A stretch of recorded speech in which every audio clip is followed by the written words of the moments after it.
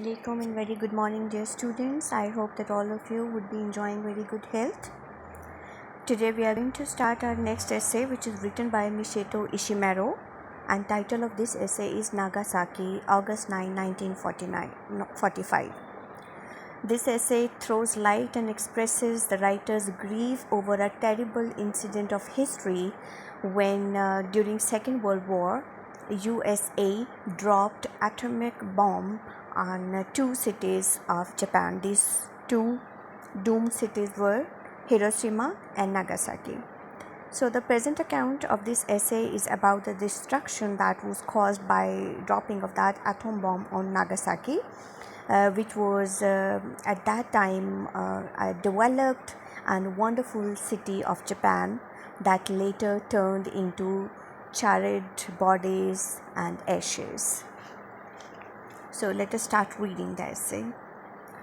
In August 1945, I was a freshman at Nagasaki Medical College.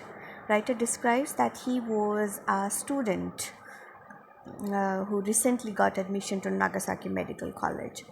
The 9th of August was a clear, hot, beautiful summer day. अब उस दिन के features क्या थे? A clear, bright day. I left my lodging house, which was 1.5 miles from the hypercenter, at 8 in the morning, as usual, to catch a tram car. अब writer अपने घर से निकला है कॉलेज जाने के लिए सुबह के टाइम अपनी रूटीन के हिसाब से.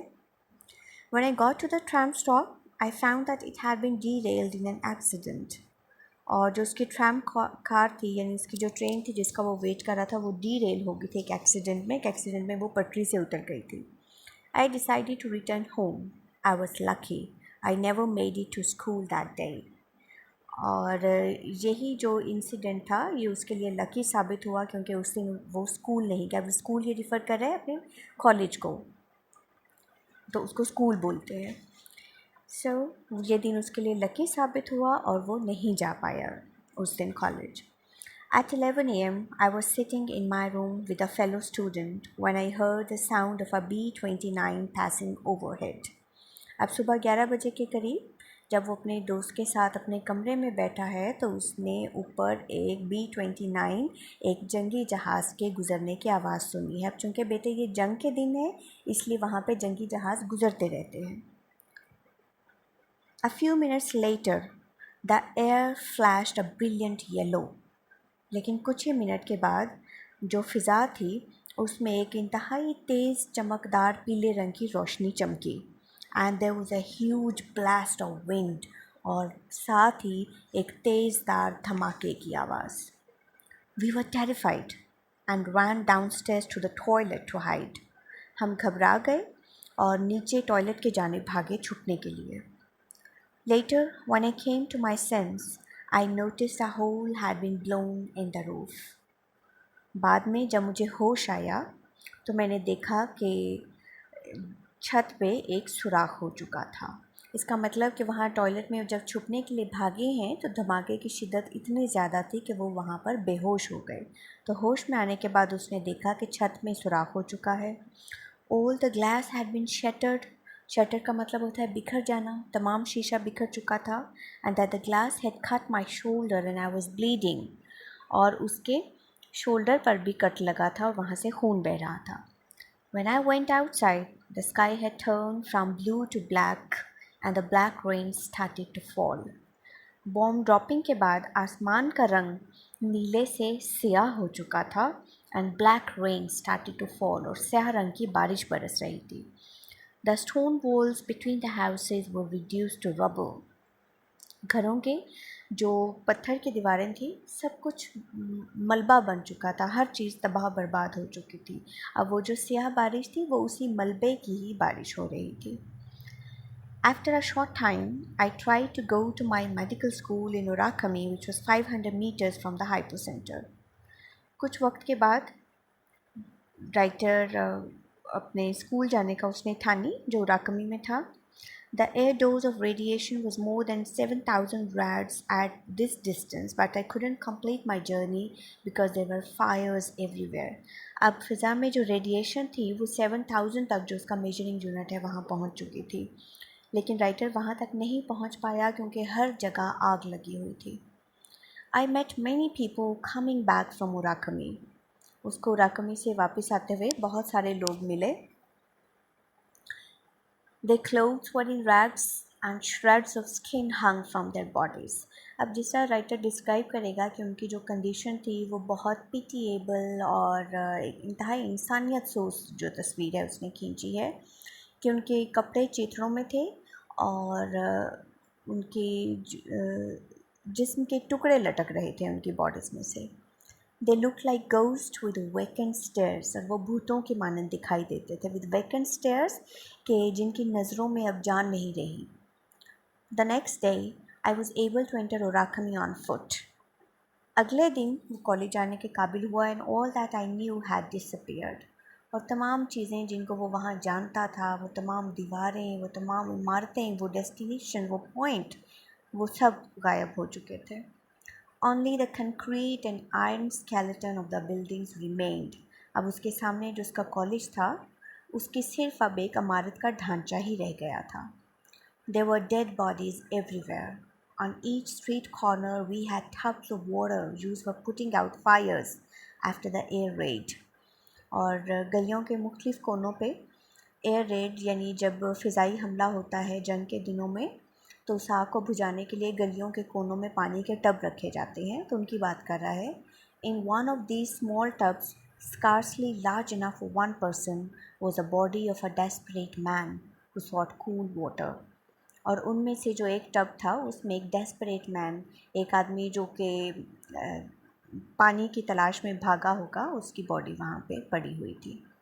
There was foam coming from his mouth, but he was not alive. वो ज़िंदा नहीं था और उसके मुंह से झाग निकल रही थी।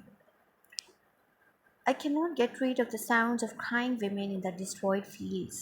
अब राइटर को हॉन्ट करती हैं उन तबाह हुए खेतों में रोने वाली औरतों की आवाज़ें।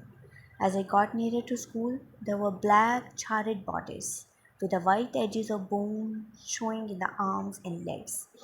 अब स्कूल के पास उसको सारी छार्ड बॉडीज़, अब छार्ड बॉडीज़ होता है बेटे ऐसी बॉडीज़ जो जल के राख हो चुकी होती हैं और जिनकी जो हैं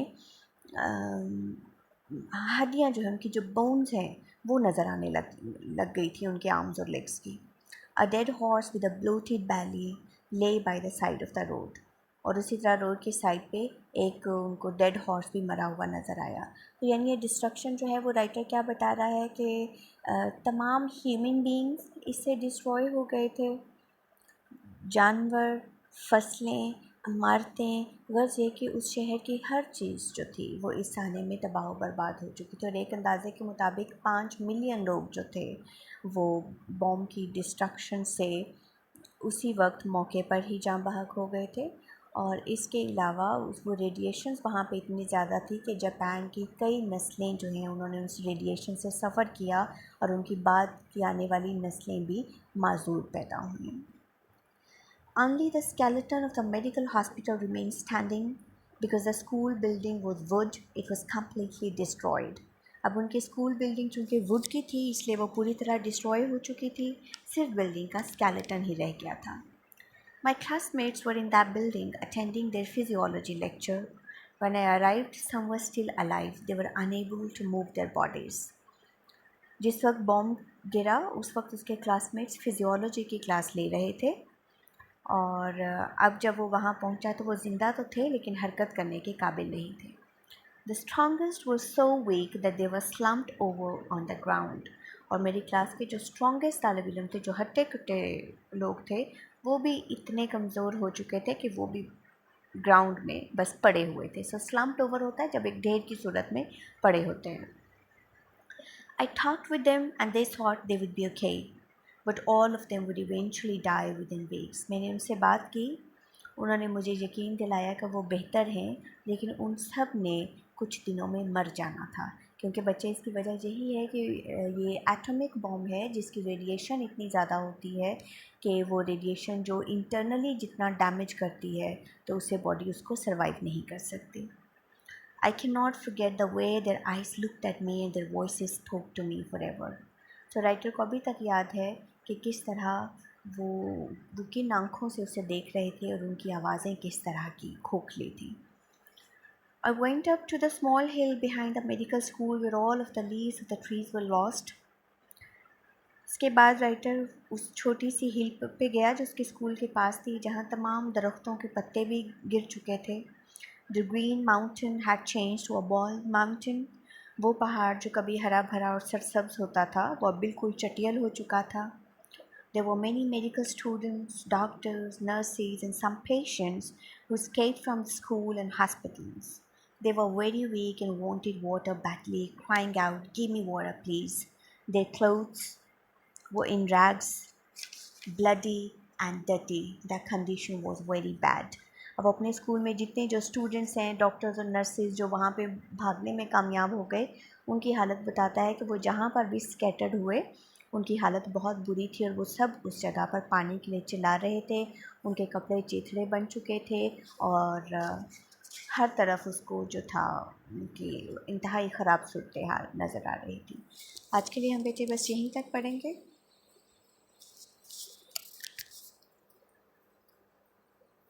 आप इस ऐसे का इतना पार्ट पढ़ने के बाद